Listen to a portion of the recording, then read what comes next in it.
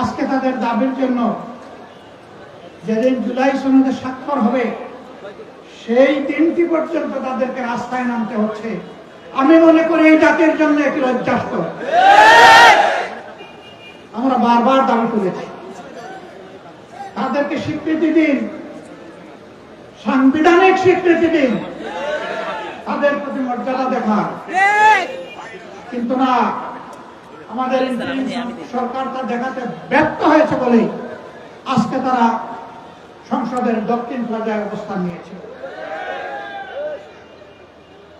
আমরা শুনেছি এখন সরকার এই বিষয়টা গুরুত্ব সহকারে নিয়েছেন, কিন্তু এর মাঝে কিছু অসুন্দর কাজ হয়েছে কিনা আমি নিশ্চিত না। যদি হয়ে থাকে তাহলে আমি ব্যথিত, দুঃখিত, লজ্জিত।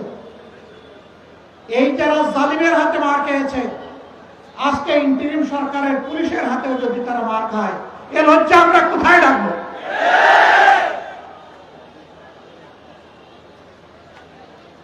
আমরা সরকারকে বলবো,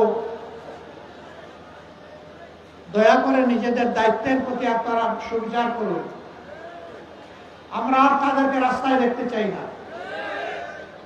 আরো অনেকে দাবি দেওয়া নিয়ে নেমেছেন। অনেকের দাবি দেওয়ার জুলাই যোদ্ধাদের দাবি দেওয়া এক না, এটাকে ভিন্ন মর্যাদার চোখে অবশ্যই দেখতে হবে। বন্ধুগণ, আসলে যে সমাজের সর্বাঙ্গে ব্যথা, আপনি মলম লাগাবেন কোথা? দুর্নীতিতে এই সমাজ পুরোপুরি ছেয়ে আছে।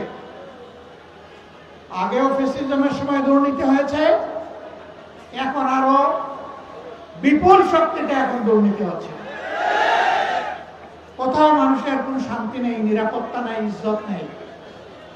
প্রতিদিন চাঁদাবাজি এইটা সেইটা কেন্দ্র করে অহরহ মহৎ হচ্ছে, দুর্ঘটনা ঘটে চলছে। এর তো সমাপ্তি অবশ্যই হতে হবে। কে করবে এই সমাপ্তি? যারা নিজেরা ধৈর্য ধরে দায়িত্বশীলতার পরিচয় দিচ্ছে, যারা দেশের মানুষকে নিয়ে আগামীর একটি নতুন বাংলাদেশের স্বপ্ন দেখে, তারাই কেবল পারবে এই যন্ত্রণা থেকে জাতিকে মুক্ত করতে। আমরা একটি নিপীড়িত সংগঠন, আমাদের সাথে যে আচরণ করা হয়েছে, এই পাক ভারত উপমহাদেশে কারো সাথে সেই আচরণ করা হয়নি। বাংলাদেশের ইতিহাসে কারো সাথে সেই আচরণ করা হয়নি। এক এক করে আমাদের 11 জন নেতা সহ হাজারো সহকর্মীকে হত্যা করা হয়েছে। এর পাশাপাশি হাজার হাজার সহকর্মীকে পঙ্গু করা হয়েছে, চাকরি ছাড়া করা হয়েছে, বাড়ি ছাড়া করা হয়েছে, বাড়িঘর বুলডোজার দিয়ে ভেঙে দেওয়া হয়েছে, সবগুলো অফিস বন্ধ করে রাখা হয়েছে, আমাদের প্রতীক কেড়ে নেওয়া হয়েছে। আমাদের সংগঠনকে দিশেহারা সরকার শেষ পর্যন্ত নিষিদ্ধ ঘোষণা করেছে। বলেন, এটা কারো প্রতি করেছে? কোন কালে করেছে? কারো প্রতি এটা হয়নি। কিন্তু যখন 5 আগস্ট বিপ্লব হয়ে গেল, আমরা সিদ্ধান্ত নিলাম এই মজদুর সংগঠনকে এই সবার আগে এগিয়ে আসতে হবে, এই সমাজের পক্ষে মানুষের কল্যাণের জন্য, শান্তি শৃঙ্খলা ফিরিয়ে আনার জন্য।